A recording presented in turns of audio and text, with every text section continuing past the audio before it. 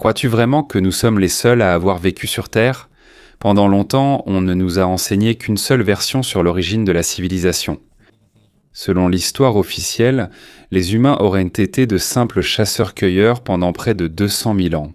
Ils se déplaçaient constamment, chassaient, vivaient au jour le jour sans grande ville, sans technologie avancée et sans civilisation organisée. Puis tout aurait soudainement changé. Vers 10 000 avant notre ère, c'est comme si un interrupteur avait été actionné partout dans le monde. Et après cela, c'est là que l'agriculture aurait commencé. C'est ici que les premières villes ont été construites. C'est ici que l'écriture, l'ingénierie et les grands monuments de pierre que l'on peut voir dans différentes parties de la Terre sont apparus. C'est ce que l'archéologie dominante appelle le début de la civilisation. Mais et si nous nous trompions ? Et si ce n'était pas vraiment le début ? Et si c'était en fait la deuxième chance de l'humanité ? Et si les civilisations que nous connaissons n'étaient pas vraiment les premières ? Et si ce n'étaient que des survivants qui ont reconstruit le monde après qu'une civilisation plus ancienne ait été effacée. Une civilisation tellement ancienne et tellement détruite qu'il ne reste presque aucune preuve claire. Avec le temps, elle a été recouverte de terre, de boue, de pierres et de sédiments, redécouverts aujourd'hui. La science moderne le comprend. En fait, cette catastrophe porte un nom et les scientifiques l'appellent le Dryas récent. Et quand tu comprends ce qui s'est réellement passé il y a environ 12 800 ans, tu te demandes si la chronologie complète de l'histoire humaine est vraiment correcte. Mais avant de parler de la catastrophe elle-même, il faut d'abord regarder ce qui existait probablement avant qu'elle ne se produise. Mais avant de commencer, n'oublie pas de liker cette vidéo. C'est très important pour nous, les créateurs de contenu. Merci beaucoup et maintenant, commençons. Selon l'archéologie traditionnelle, les gens avant 10 000 avant Jésus-Christ étaient censés être simples. Il n'y avait pas de ville permanente, pas d'ingénierie avancée, pas de grande société organisée. L'humanité était alors nomade, dispersée, menant une vie simple. Et pendant longtemps, cela semblait être soutenu par des preuves, car personne n'avait encore rien trouvé d'autre. Mais à mesure que la recherche scientifique moderne progresse, certaines choses commencent peu à peu à remettre en question les anciennes croyances. L'une des plus grandes questions est la suivante: si les humains modernes existent depuis si longtemps, pourquoi le progrès semble-t-il avoir été si lent pendant une période aussi longue ? Selon les études génétiques, les humains anatomiquement modernes sont présents sur Terre depuis au moins 300 000 ans. Cela signifie que l'homme possédait déjà un cerveau moderne depuis longtemps. Il avait la capacité de penser, de créer des systèmes, de s'organiser et d'innover. En réalité, leur cerveau était presque identique au nôtre aujourd'hui. Alors la question est, que s'est-il passé pendant près de 290 000 ans avant que la civilisation ne commence vraiment ? Parce que réfléchis-y, de simples outils jusqu'aux smartphones, à Internet et à la technologie spatiale, l'humanité n'a mis qu'environ 12 000 ans pour en arriver là. Mais avant cela, il ne s'est presque rien passé pendant une très longue période. Pas de ville permanente, pas de système de connaissances organisé. Pas de grande structure, c'était comme si l'on s'était contenté d'errer et d'attendre pendant des milliers d'années. Pour beaucoup de chercheurs, il y a quelque chose qui cloche dans ce récit. C'est ici qu'intervient une possibilité encore plus surprenante. Et si un événement avait littéralement réinitialisé la civilisation ? En 2007, un groupe de 26 chercheurs provenant de 9 pays et institutions différents a publié une étude controversée mais très importante dans les Proceedings of the National Academy of Sciences. Ils ont découvert quelque chose d'étrange, une fine mais sombre couche de sédiments qui apparaît dans différentes parties du monde. Pas seulement dans un seul pays, pas seulement sur un seul continent, mais en Amérique du Nord, en Europe, au Moyen-Orient et en Asie centrale. Et le plus surprenant, c'est que cette couche a exactement le même âge partout. Tout pointe vers une seule période, il y a environ 12 800 ans. Et lorsqu'ils ont étudié ce qu'il y avait à l'intérieur de cette couche, c'est là que les choses ont commencé à devenir sérieuses. Parce qu'ils n'ont pas trouvé de la terre ordinaire, ils ont découvert des nanodiamants. Ce sont des diamants extrêmement petits, qui ne se forment pas dans des conditions normales. Selon les scientifiques, ils ne se forment que lorsqu'il y a une pression et une chaleur extrême. Le genre de pression qui se produit généralement lorsqu'un objet immense percute la Terre à une vitesse incroyable, comme un astéroïde ou une comète. En plus de cela, ils ont également trouvé des éléments du groupe du platine, comme l'iridium et le platine. Et le problème, c'est que ces métaux sont extrêmement rares à la surface de la Terre. Mais on les trouve généralement dans les astéroïdes et d'autres objets venus de l'espace. C'est pourquoi pour certains chercheurs, une possibilité effrayante a commencé à émerger. Et si un impact cosmique avait frappé la Terre autrefois ? Et si cet impact avait été la cause de l'une des plus grandes catastrophes de l'histoire de l'humanité ? Car si cela est vrai, il est possible qu'une civilisation entière ait été effacée avant même que ne commence l'histoire que nous connaissons aujourd'hui. En plus de cela, la découverte dans la couche limite du Dryas récent est devenue encore plus préoccupante. Parce que les scientifiques n'ont pas seulement trouvé des sédiments étranges, certains des matériaux à l'intérieur sont presque 100 fois plus abondants que dans le sol normal qui les entoure. Et c'est là que les choses ont commencé à devenir sérieuses. Ils ont trouvé ce qu'on appelle des sphérules. De petites billes ressemblant à du verre qui ne se forment que lorsque la roche fond soudainement à cause d'une chaleur extrême, puis se solidifie rapidement alors qu'elle est encore en suspension dans l'air. Et selon les chercheurs, ce type de matériau ne se forme généralement que lors d'impacts très puissants. Des impacts très puissants ou lors d'explosions presque équivalentes à une destruction nucléaire. Mais ce n'est pas tout. L'une des découvertes les plus surprenantes qu'ils ont faites est la présence d'une grande quantité de suie ou de cendres riches en carbone. Et ce n'est pas un simple incendie ordinaire. Selon l'analyse, la quantité de suie correspond à des incendies de forêt à très grande échelle qui auraient pourtant pu se produire simultanément dans différentes parties du monde. C'est comme si des continents entiers brûlaient presque en même temps. Et tout cela apparaît dans une seule couche géologique. Les scientifiques appellent aujourd'hui cette couche la limite du Dryas récent, ou UIDB. Et alors que les chercheurs suivent de cette couche dans différentes parties de la Terre, ils ont eu une prise de conscience effrayante.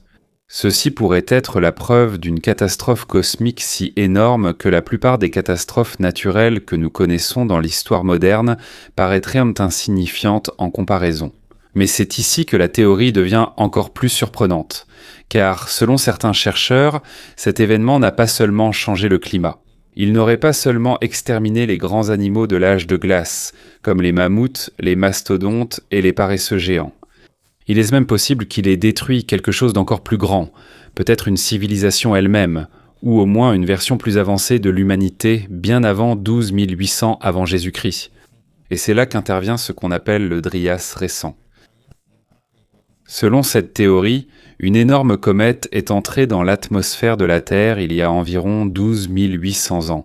Il est possible que cela soit lié à ce qu'on appelle aujourd'hui la comète NK, ou bien que cela fasse partie d'un objet céleste beaucoup plus grand qui s'est fragmenté en s'approchant de la Terre. Au lieu d'un seul impact, il est possible que de nombreux fragments soient tombés simultanément sur la planète, et on pense que les plus gros morceaux ont frappé la calotte glaciaire Laurentidienne.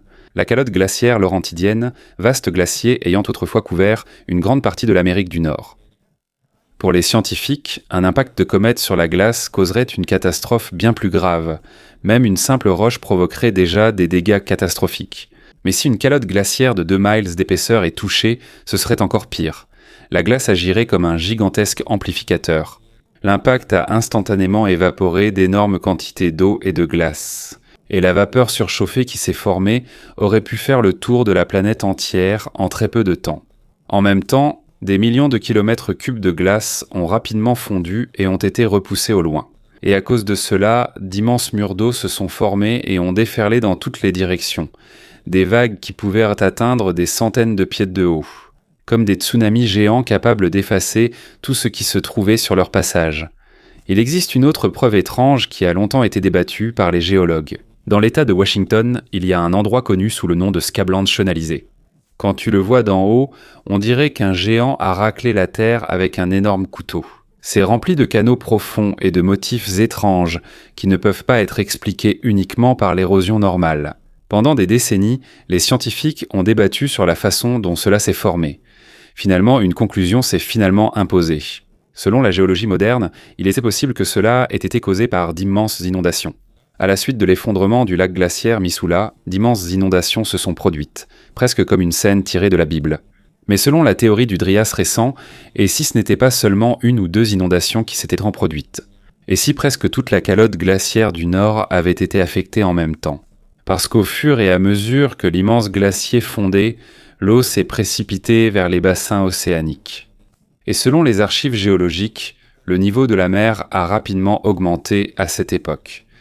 Cela signifie que de nombreuses zones côtières, autrefois habitées par l'homme pendant des milliers d'années, ont finalement été englouties par la mer. Et après le déluge, ce fut le feu qui arriva. Selon certains chercheurs, l'onde de choc atmosphérique causée par les impacts aurait pu provoquer une chaleur extrême dans l'air. Certains principes d'ingénierie sont similaires. Les alignements astronomiques sont similaires. Et dans de nombreux cas, les techniques de construction sont presque identiques. D'énormes blocs de pierre, des angles parfaits, des mesures précises. Des structures dont on débat encore aujourd'hui pour savoir comment elles ont réellement été construites. Parce que même certains ingénieurs modernes admettent qu'il est difficile d'expliquer comment certaines d'entre elles ont été réalisées uniquement avec des outils primitifs. Il en va de même pour l'agriculture. Selon l'histoire traditionnelle, son développement aurait dû être lent, un peu comme un processus d'essai et d'erreur. Des expériences progressives allant de la simple cueillette à l'agriculture. Mais dans les données archéologiques, il semble que ce ne soit pas ce qui s'est passé. Parce que dans de nombreuses civilisations anciennes, l'agriculture organisée apparaît soudainement. Il y a déjà différentes espèces de cultures. Il y a déjà des systèmes d'irrigation. On dirait qu'ils savaient déjà ce qu'ils faisaient dès le début. Et cela devient encore plus étrange lorsqu'on l'examine sous l'angle de l'astronomie. Parce que pour construire des structures parfaitement alignées avec les étoiles et les cycles célestes, il faut une très longue période d'observation. Ce n'est pas quelque chose que tu peux apprendre en une seule génération. Il faut des siècles d'observation des mouvements du ciel. Mais dans les toutes premières couches des civilisations anciennes, ce genre de connaissance apparaît soudainement, comme si elle était déjà entièrement développée. Et pour certains chercheurs, il y a une explication simple à cela. L'humanité ne serait pas soudainement devenue intelligente après 10 000 avant Jésus-Christ. Il est probable que des connaissances existaient déjà à cette époque et que certains ont simplement survécu. Il est possible que ceux qui ont fondé Sumer, l'Égypte, la vallée de l'Indus et d'autres civilisations anciennes ne soient pas partis de rien. Il est possible qu'ils utilisaient les fragments restants d'un savoir beaucoup plus ancien, un savoir provenant d'un monde qui a pris fin lors de la catastrophe du Dryas récent. Et si tu veux voir un endroit qui a peut-être été construit par des gens qui savaient que la fin de leur époque approchait, il y a un nom qui revient sans cesse, Göbekli Tepe. Il se trouve dans le sud-est de la Turquie. Et c'est l'une des découvertes archéologiques les plus mystérieuses de l'histoire moderne, car selon les chercheurs, cet endroit n'a pas simplement été abandonné, il n'a pas non plus été simplement détruit. Il a été enterré intentionnellement par ses constructeurs qui l'ont volontairement recouvert, comme s'ils voulaient dissimuler ou protéger quelque chose. Encore plus surprenant, cela s'est produit vers 10 000 avant notre ère. Presque en même temps que la fin du Dryas récent. Pour de nombreux chercheurs, ce n'est pas un comportement normal pour une société primitive. Ce n'est pas simplement un temple utilisé puis abandonné. On dirait plutôt l'œuvre d'une civilisation qui savait qu'un grand changement approchait.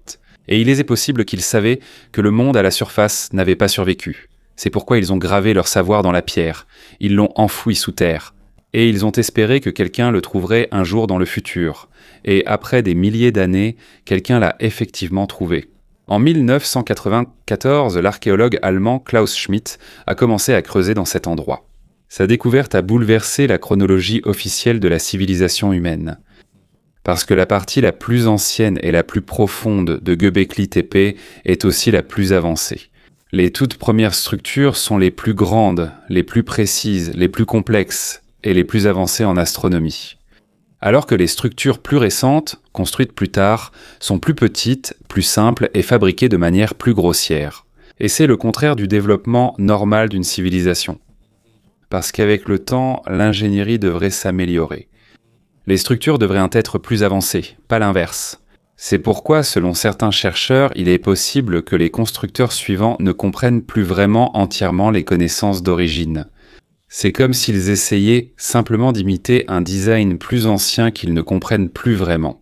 C'est comme s'il y avait des éléments de connaissances qui se perdaient au fil du temps. Les immenses piliers en forme de T à Göbekli Tepe sont ornés de gravures d'animaux, de symboles et de motifs géométriques. Et pendant des décennies, les chercheurs ont essayé de les déchiffrer. Certains pensent qu'il pourrait y avoir des informations astronomiques cachées là-dedans. Il pourrait s'agir de cartes stellaires, de trajectoires de comètes ou de traces d'un événement cosmique. L'un des piliers les plus discutés est ce qu'on appelle la pierre du vautour. Selon certaines études, il semblerait qu'elle montre un alignement particulier du ciel, et apparemment, ce n'est pas simplement une supposition. Une analyse statistique a été réalisée, comparant les symboles gravés aux positions réelles des étoiles à l'époque ancienne. Et selon les résultats, il y a une forte correspondance avec le ciel nocturne vers 10 950 avant Jésus-Christ. C'est presque exactement l'époque où aurait commencé la catastrophe du Dryas récent. Pour certains chercheurs, il y a ici une possibilité terrifiante. Et s'ils savaient ce qui s'est passé, et s'ils avaient construit tout cela comme un avertissement? Parce qu'ils savaient que la plupart des connaissances de leur monde seraient perdues dans le feu, les inondations et le chaos. Et c'est là que la discussion devient encore plus étrange. Un motif récurrent apparaît dans presque toutes les civilisations anciennes, les mythes du déluge, qui ne sont pas de simples récits d'inondation, mais des histoires sur une catastrophe qui met fin au monde.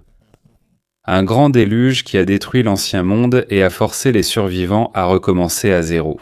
Les anciens Sumériens ont une histoire sur Utanapishtim et Diusudra. Les Hébreux ont une histoire sur Noé. Les Grecs ont une histoire sur Deucalion. Les Hindous ont une histoire sur Manu. Même les Aztèques croyaient en différentes ères du monde, chacune détruite à plusieurs reprises par des catastrophes. Dans beaucoup de récits, l'ancien monde aurait été englouti par un grand déluge, et cela ne concerne pas seulement le Moyen-Orient ou l'Europe. Il existe également des histoires similaires chez les peuples autochtones d'Amérique du Nord, d'Amérique du Sud, de Polynésie, d'Australie et d'Afrique subsaharienne. Comme s'il y avait un souvenir qui se transmettait sans cesse à différentes civilisations. La réponse habituelle des universitaires traditionnels est que ce n'est qu'une simple coïncidence. Ils affirment qu'il est anormal que les gens créent des mythes sur le déluge car les inondations sont fréquentes. Cependant, pour certains chercheurs, la question était plus complexe. Parce que lorsque tu examines de plus près les détails de ces anciennes histoires de déluge, il y a des similitudes qui sont difficiles à expliquer comme de simples coïncidences. Parce que si tu lis attentivement les anciens mythes du déluge de différentes civilisations, tu remarqueras qu'ils ne décrivent pas une inondation ordinaire. Ce n'est pas simplement un débordement de rivière, ni une tempête, ni une inondation saisonnière. Ce qu'ils racontent à plusieurs reprises ressemble à la fin du monde elle-même, comme si le ciel s'était ouvert. Du feu tombait du ciel, le soleil s'est obscurci, la terre a tremblé, et la mer a englouti les côtes et des villes entières. Et dans presque toutes les versions de ces histoires, il y a toujours une chose qui est mentionnée.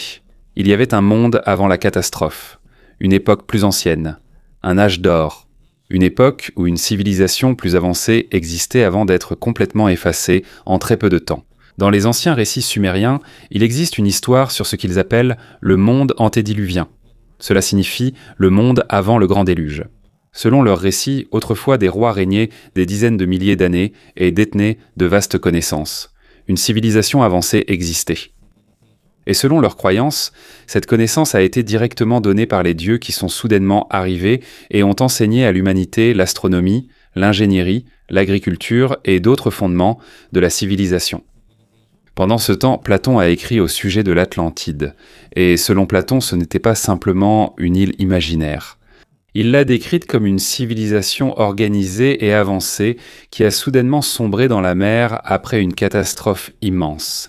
Et le plus surprenant, selon Platon, cela se serait produit environ 9000 ans avant son époque. Et si on calcule cela correspond presque exactement à la chronologie du Dryas récent. Selon Platon, il aurait obtenu cette information auprès des prêtres égyptiens. Et les prêtres lui auraient dit que la civilisation sur Terre avait été détruite et renaissait à plusieurs reprises. Selon eux, les Grecs et d'autres civilisations ne sont que le redémarrage le plus récent de l'humanité. Et comme les catastrophes se répètent dans le passé, la mémoire des civilisations plus anciennes finit par disparaître avec le temps. Les prêtres égyptiens auraient eux-mêmes préservé certains des plus anciens documents. Pour de nombreux chercheurs, il est difficile de croire que ce soit simplement une coïncidence que tant de cultures à travers le monde aient presque le même souvenir d'un déluge apocalyptique. Parce que des traditions orales aussi répandues et aussi durables ne surgissent pas simplement de nulle part. En général, il y a un événement réel derrière celle-ci. Avec le temps, on y ajoute simplement de la mythologie des dieux et des légendes surnaturelles, car à l'époque, les gens n'avaient pas encore de langage scientifique pour décrire ce qu'ils avaient en vue. Mais même si les détails diffèrent, ils décrivent tous le même événement central. Du feu venant du ciel, des inondations massives, l'effondrement de l'ancien monde, et des survivants qui essaient désespérément de reconstruire la civilisation avec les fragments de connaissances restants. Et pour certains chercheurs, cela correspond exactement à l'événement d'impact du Dryas récent. Mais c'est là que la discussion devient plus controversée. Parce qu'au fur et à mesure que de nouvelles découvertes émergent, il existe des preuves qui semblent ne pas correspondre à la chronologie officielle de l'histoire. Il y a des structures avancées, des outils et des signes de connaissances sophistiqués que l'on retrouve à plusieurs reprises sous des couches de sédiments où ils ne devraient pas se trouver. L'un des exemples les plus célèbres de cela est le grand sphinx de Gizeh. Lorsque l'on regarde le corps du sphinx, il y a des motifs d'érosion évidents qui, selon certains géologues, ont été causés par de fortes pluies prolongées. Et c'est là le problème. Parce que l'Égypte est un désert depuis des milliers d'années, il n'y a pas eu assez de précipitations là-bas pour créer ce type d'érosion. Selon le géologue Robert Schoch, l'érosion du sphinx correspond davantage à une époque où le climat de l'Afrique du Nord était plus humide. Et selon certaines études climatiques, l'une des dernières périodes où il y a eu ce type de forte pluie dans la région remonte à la période du Younger Dryas. Car après un impact cosmique possible, les régimes climatiques ont temporairement changé dans différentes parties de la Terre. Selon Robert Schoch, il est possible que la construction originale du sphinx soit plus ancienne que la chronologie officielle. Elle pourrait dater d'entre 10 000 et 12 000 avant notre ère. Et si cela est vrai, le sphinx serait plus ancien que l'histoire acceptée de la civilisation égyptienne. Il y a une autre découverte étrange sous la mer près de l'Inde. Dans le golfe de Gamba, des relevés sonars ont révélé ce qui semble être des structures sous-marines ressemblant à une ville engloutie. On la trouve à environ 30 à 40 km de la côte actuelle, et elle se trouve sous près de 40 mètres d'eau. Le détail important ici, c'est qu'à l'époque du Younger Dryas, le niveau de la mer sur Terre était plus bas. Cela signifie que cet endroit était encore une terre sèche à cette époque. Donc si des structures existent là-bas, elles pourraient avoir été construites avant que la mer ne monte après la fonte des grandes calottes glaciaires. Au Japon, près du monument de Yonaguni, il y a d'immenses formations rocheuses sous la mer. Et selon certains chercheurs, à l'époque du Younger Dryas, cet endroit était encore au-dessus du niveau de la mer. En Amérique du Nord, il existe des sites archéologiques découverts sous des sédiments d'inondation qui seraient liés aux épisodes d'eau de fonte du Younger Dryas. Encore plus surprenant, des artefacts et signes d'activité humaine ont été découverts dans des couches où, selon la chronologie, il ne devrait pas y avoir d'humains. On trouve des traces d'outils sur des os d'animaux, des sites d'occupation anciennes et des preuves qui semblent indiquer que les humains sont présents sur le continent américain depuis plus longtemps qu'on ne le pensait auparavant. Pour certains chercheurs, il n'y a que deux conclusions possibles à cela.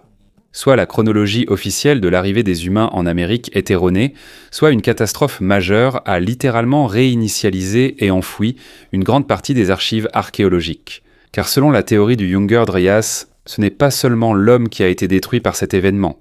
Cela a également enseveli les preuves. Des mètres de boue, de sédiments, de débris d'inondation et d'éjectats d'impact ont probablement recouvert les sites anciens. Ainsi, il est possible que ce que nous appelons aujourd'hui les couches de civilisation les plus anciennes ne soient pas réellement la toute première civilisation. Peut-être qu'ils ne sont que la partie la plus élevée qui n'a pas été complètement ensevelie, tandis que les preuves plus anciennes sont encore enfouies plus profondément en dessous. Pendant de nombreuses années, l'hypothèse de l'impact du Younger Dryas a été considérée comme une science marginale. De nombreux archéologues et géologues traditionnels s'y sont opposés. Il y a eu des débats sur les méthodes de datation, les preuves et l'interprétation des données. Mais au fil du temps, de plus en plus de preuves à l'appui apparaissent. En 2018, une étude publiée dans le Journal of Geology par Walbach et d'autres chercheurs a analysé des échantillons provenant de 23 sites scientifiques. Ceux-ci se trouvent sur 4 continents. Et ils auraient tous découvert la même chose dans la couche WDB. Il y a des anomalies du groupe du platine, des nanodiamants, des microsphérules et des dépôts de suie qui indiquent des incendies à l'échelle continentale qui auraient pu se produire simultanément. Et selon leurs conclusions, les preuves soutiennent fortement la possibilité d'un impact cosmique ou d'une gigantesque explosion atmosphérique au début de la période du Dryas récent. Ensuite, en 2019, une autre étude a été publiée dans la revue Scientific Reports concernant le cratère Hiawatha, un immense cratère d'impact découvert en 2015 sous la calotte glaciaire du Groenland. L'âge exact de ce cratère fait toujours l'objet de débats, mais une chose est claire. Le cratère montre que d'importants impacts cosmiques peuvent réellement se produire sur les vastes calottes glaciaires. Ce n'est pas qu'une théorie, cela est arrivé sur Terre. Et à mesure que les recherches sur le Dryas récent s'approfondissent, de plus en plus de découvertes apparaissent, difficiles à expliquer avec la chronologie traditionnelle de l'histoire. En 2022, une recherche de l'Université de Caroline du Sud s'est penchée sur un ancien site archéologique en Syrie appelé Abu Huraira. C'est l'une des toutes premières communautés agricoles connues au monde. Et lorsque les chercheurs ont étudié la couche limite du Dryas récent à cet endroit, ils ont trouvé quelque chose d'étrange. Il y avait des anomalies de platine, des matériaux inhabituels, en quelque sorte. On a également observé cela sur d'autres sites UIDB dans différentes parties de la Terre, mais un autre détail est encore plus surprenant. Selon leur découverte, il semble que tout le village ait été frappé par un épisode de chaleur extrême au début de la période du Dryas récent, et ce n'était pas un incendie ordinaire. Ce n'était pas non plus un volcan, car selon l'analyse, l'argile et d'autres matériaux de construction ont fondu simultanément sur tout le site. Cela signifie que le site a été exposé à une température extrêmement élevée en très peu de temps. Pour certains chercheurs, il est possible qu'Abu Huraira ait été touché par l'un des fragments provenant de l'événement d'impact du Dryas récent. Et s'il y avait des survivants là-bas, il est possible qu'ils aient littéralement vu leur monde entier s'embraser en une seule journée. Mais même si ce genre de découverte augmente, l'archéologie dominante évolue toujours lentement. Et selon certains chercheurs, il y a une raison à cela. Car depuis de nombreuses décennies, tout le système académique repose sur la chronologie actuelle de l'histoire humaine. Il y a des carrières, des financements, des institutions, des manuels scolaires et tout un cadre scientifique qui repose sur l'idée que la civilisation avancée n'a commencé qu'après 10 000 avant Jésus-Christ. Donc, admettre qu'il existait une civilisation plus avancée avant le Younger Dryas, ce n'est pas simplement ajouter une information, c'est comme s'il fallait. Il faudrait changer les fondements même de la préhistoire humaine, et ce genre de changement ne se produit pas rapidement dans la science. Mais selon certains chercheurs, les indices commencent peu à peu à pointer dans une autre direction, et c'est là qu'entre une autre question surprenante. S'il y avait une civilisation qui progressait pendant des milliers d'années avant 12 800 avant Jésus-Christ, qu'est-ce qu'ils savaient que nous ignorons aujourd'hui ? Parce qu'il existe d'anciens textes de Sumer, d'Égypte et d'Inde qui décrivent des technologies qui semblent impossibles pour leur époque. Et bien que cela soit souvent qualifié simplement de mythologie, certains aspects deviennent étranges lorsque tu les considères comme des souvenirs possibles d'une civilisation plus ancienne. Par exemple, dans les anciens textes védiques de l'Inde, il y a des histoires sur ce qu'on appelle les bimanas, des véhicules volants qui auraient été utilisés pour le transport et la guerre. Et ce qui est étrange ici, c'est qu'ils ne sont pas simplement décrits comme des fantasmes. Il y a des détails sur leur apparence et leurs principes de fonctionnement. Bien sûr, pour la plupart des chercheurs modernes, ce n'est que de la mythologie, mais pour certains chercheurs alternatifs, et si ce n'était qu'un fragment d'un véritable souvenir. Des souvenirs de technologies qui ont ensuite été transmis par la tradition orale jusqu'à devenir des mythes au fil des milliers d'années. Parce que lorsque tu perds la compréhension scientifique de quelque chose, parfois il ne reste plus que le symbolisme et les histoires. Il y a aussi ce genre de débat à propos de certains textes et gravures de l'Égypte ancienne. L'un des plus controversés est le complexe du temple de Dendera. Certains chercheurs affirment que les bas-reliefs ici semblent représenter quelque chose qui ressemble à des dispositifs d'éclairage électrique. On y voit des formes qui ressemblent à des tubes, à des charges ou à des lampes à arc, et il y a des figures qui semblent entourer un appareil. Pour l'égyptologie traditionnelle, il ne s'agit que d'images religieuses symboliques. Mais certains ingénieurs et chercheurs indépendants pensent qu'il est possible que cela ait une autre signification. Un autre point souvent mentionné est la précision inhabituelle des structures mégalithiques, anciennes dans différentes parties du monde. Il existe des alignements presque exacts jusqu'à la fraction près.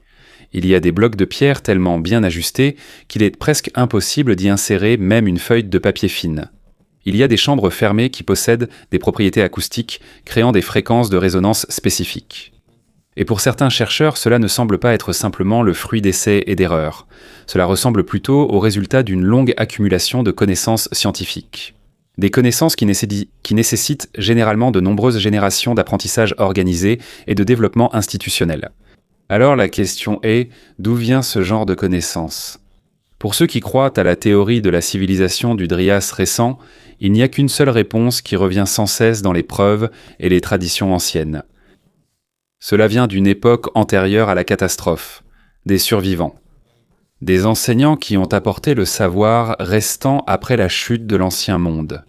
Des archives qui ont été cachées dans la pierre alors que presque tout le reste disparaissait. Et des dernières personnes qui s'en souvenaient.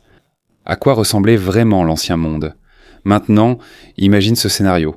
Pas une civilisation mondiale moderne comme aujourd'hui, mais une civilisation avancée qui se développait progressivement dans différentes parties de la Terre depuis environ 30 000 avant notre ère. Il y avait des établissements le long des côtes. Il y avait des centres agricoles près des rivières. Il y avait des lieux de conservation du savoir dans des endroits disposant de suffisamment de ressources pour soutenir une grande population. Et si tu y réfléchis, c'est naturel qu'ils s'installent en là-bas. Parce que même aujourd'hui, la plupart des grandes civilisations se forment près de l'eau. Mais ensuite, il y a environ 12 800 ans, il s'est passé quelque chose qu'aucune civilisation n'aurait pu prévoir. Des fragments de comètes auraient pu frapper la gigantesque calotte glaciaire nord-américaine. Et la destruction qui a suivi serait presque impossible à comprendre selon les standards habituels des catastrophes modernes. Des inondations géantes, des incendies à l'échelle continentale, un chaos atmosphérique, une montée rapide du niveau de la mer et la disparition des côtes, et des régions autrefois stables et habitables qui sont soudainement devenues impossibles à habiter. Et comme la plupart de leurs villes se trouvaient probablement sur la côte, ce sont elles qui ont été effacées en premier. Parce qu'alors que le niveau de la mer montait rapidement après la catastrophe, la mer a progressivement englouti les anciens établissements côtiers. Des endroits qui étaient autrefois des terres sèches se trouvent de maintenant sous l'océan.